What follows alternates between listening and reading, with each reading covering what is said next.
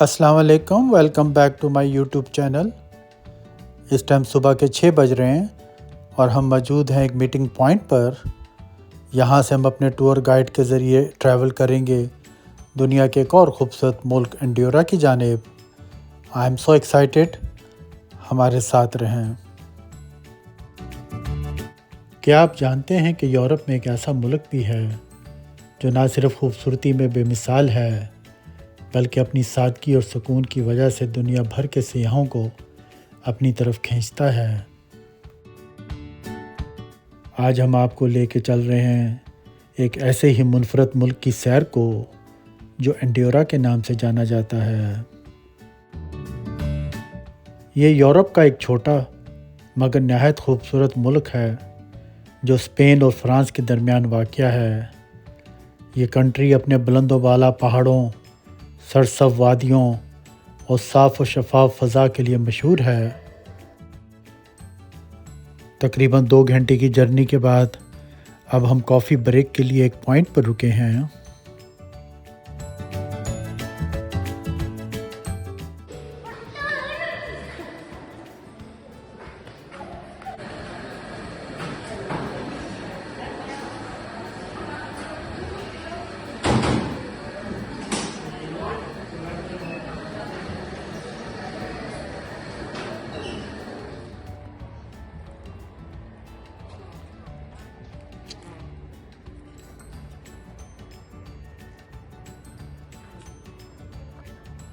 کافی break کے بعد اب ہم اپنی جرنی کو دوبارہ شروع کر رہے ہیں۔ The north part of Catalonia, just between the border, okay, with France, and the north part of Puigcerdà is already French. اب ہم داخل ہو رہے ہیں فرانس کے سرحدی علاقے میں، جہاں واقع ہے ایک تاریخی مقام ماؤنٹ لوئس۔ یہ چھوٹا سا قصبہ اپنی قلعہ بند دیواروں اور تاریخی اہمیت کی وجہ سے مشہور ہے۔ Las vistas con el tren shock, ¿vale? El tren amarillo. Entonces también, bueno, ya que estoy hablando... No tengo micro, entonces hablo acústicamente, ¿vale? A ver si estamos todos. Okay, be aware.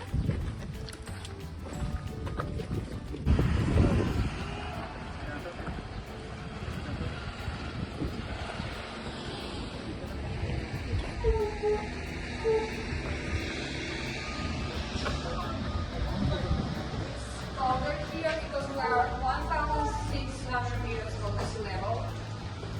I don't know which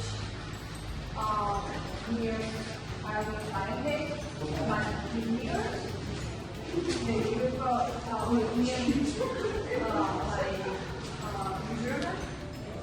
G, us time ہم موجود ہیں France میں، Spain اور France کے border کے پاس ہی ایک خوبصورت سا ولیج ہے۔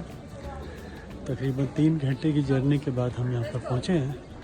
تھوڑی دیر ہم یہاں اسٹے کریں گے، اس علاقے کو ایکسپلور کریں گے۔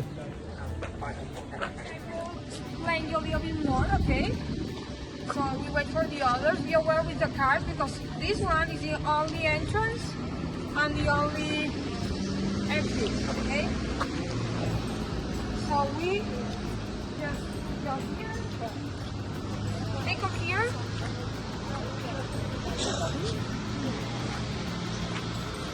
It's cold, right?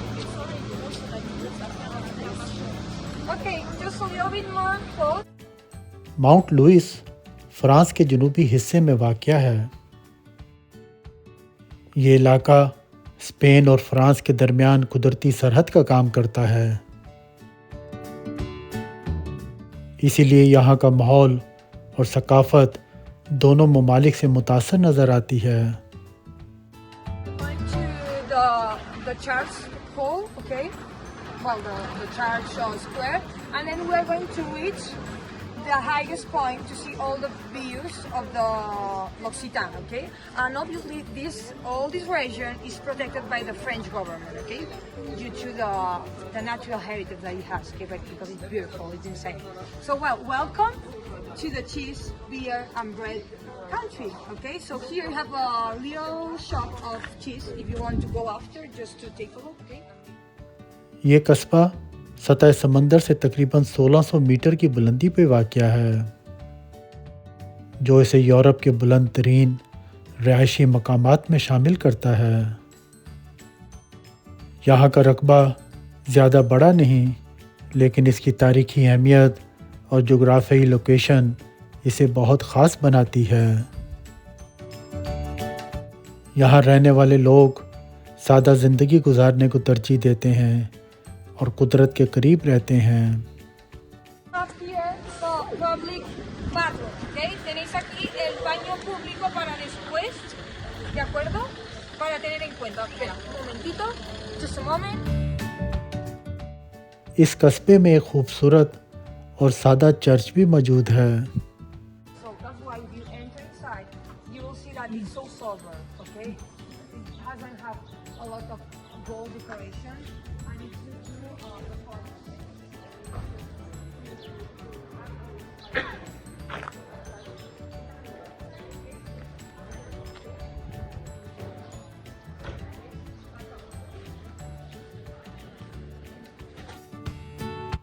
یہ چرچ صدیوں پرانا ہے۔ اس کی تعمیر بھی اسی دور میں ہوئی تھی جب یہاں پر قلعہ بنایا گیا تھا۔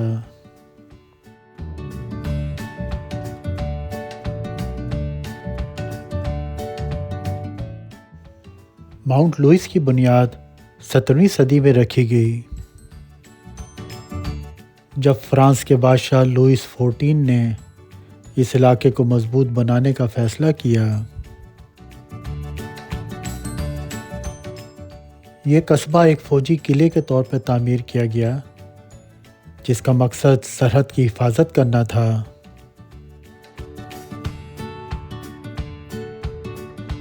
آج بھی یہاں کی دیواریں، دروازے اور قلعہ بندی اپنی اصلی حالت میں موجود ہیں، جو اس کی تاریخی عظمت کو ظاہر کرتی ہیں۔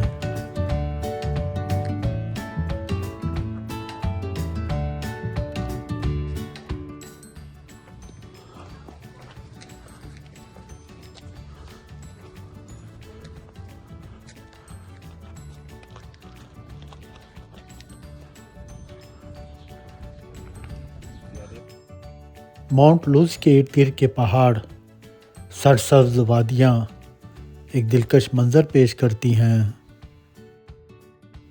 یہاں کی ہوا صاف اور ٹھنڈی ہے اور خاموشی ایک خاص سکون فراہم کرتی ہے۔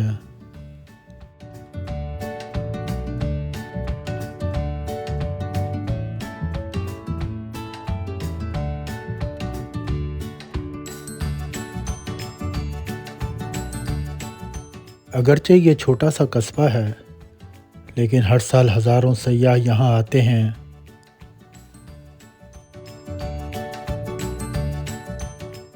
ایسی جگہوں پر آ کر انسان کو احساس ہوتا ہے کہ اصل خوبصورتی سادگی میں ہے۔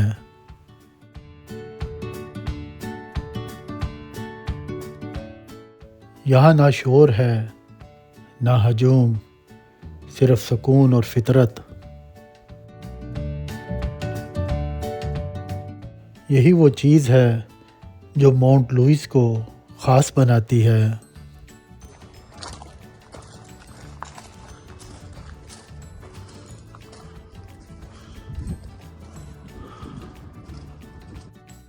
اس قصبے کی کل آبادی تقریباً 200 سے 300 افراد کے درمیان ہے۔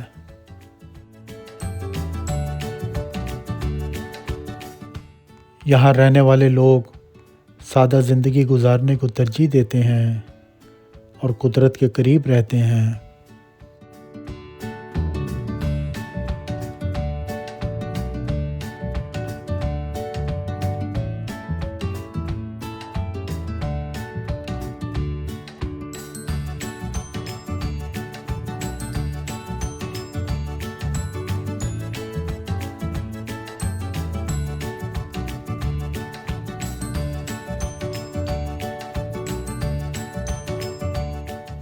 اس قصبے کی گلیاں تنگ اور پتھریلی ہیں، جو اس کے قدیم ہونے کی نشانی ہیں۔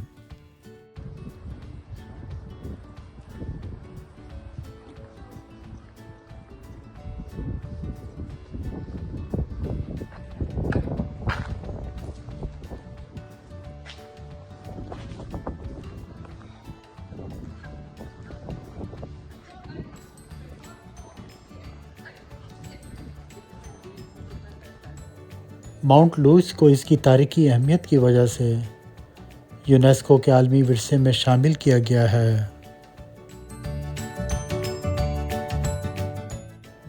ये इस बात का सबूत है कि ये मकाम ना सिर्फ फ्रांस बल्कि पूरी दुनिया के लिए अहम है। किला बंद दीवारें आज भी मजबूती से खड़ी हैं और दाखिली दरवाज़ा एक शाहकार नज़र आता है।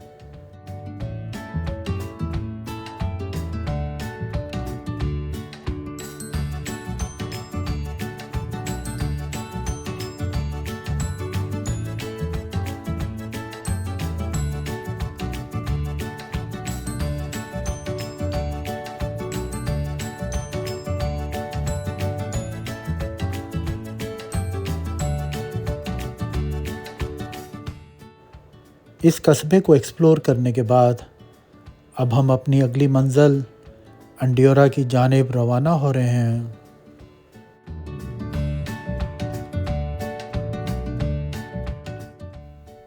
इस वक्त हम पहुंच चुके हैं एक खूबसूरत व्यू पॉइंट पर।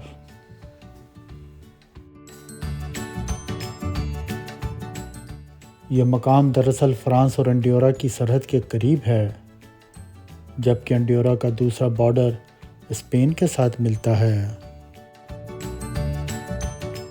यानी ये एक ऐसा मुल्क है जो दो बड़ी यूरोपीय रियासतों के दरमियान वाक़या है। यहाँ से एक नए मुल्क का आगाज़ होता है। ये इलाका मशहूर माउंटेन पेरेनीज का हिस्सा है जो सदियों से मुख्तलिफ ममालिक को जुदा करता आया है।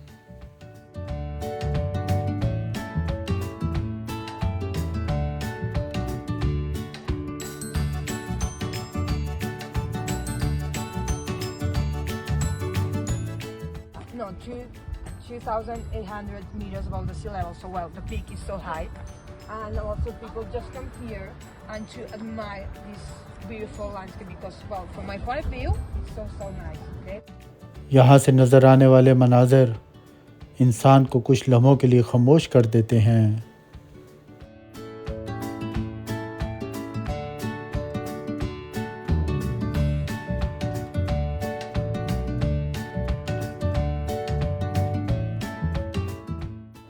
व्यू पॉइंट से रवाना होने के बाद अब हमारी बस आहिस्ता आहिस्ता अंडियोरा की जानिब बढ़ रही है। आज का ये सफ़र वाकई एक यादगार तजर्बा रहा। हमने अपने दिन का आगाज़ मैड्रिड से किया।